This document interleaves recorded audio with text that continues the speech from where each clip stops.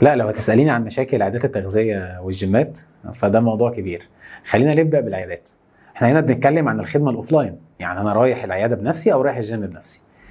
العيادات أنت أول حاجة بتدوري على العيادة، الحمد لله ربنا وفقك ولقيتيها، عايزة تحجزي دور. فقالوا بتكلمي الاسيستنت، عيادة الدكتور كذا، يا فندم، طب عايزين نحجز ميعاد يوم كذا.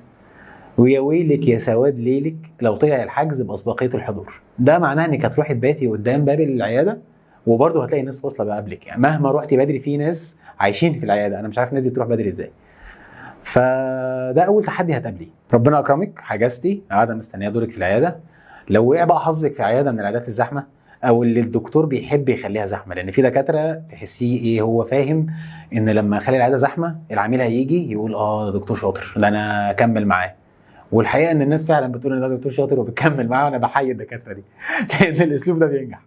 لو انت وقع حظك في حاجه من دول، فانت هتستني دورك الى ان يشاء الله.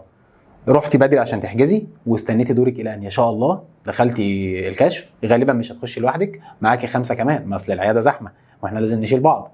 فاحنا هنخش 5، نطلع على الميزان نوزن، ننزل، اللي بعده يطلع وننزل، وفي الاخر تاخدي انت وزمايلك جدول، يا جدول واحد يا اما بس عشان خاطر المنظر بيبقى معانا 3 4 جداول بنوزعهم عليكم. المشكله انك بتبقي مقتنعه تماما ان البرنامج اللي انت واخداه الغذائي ده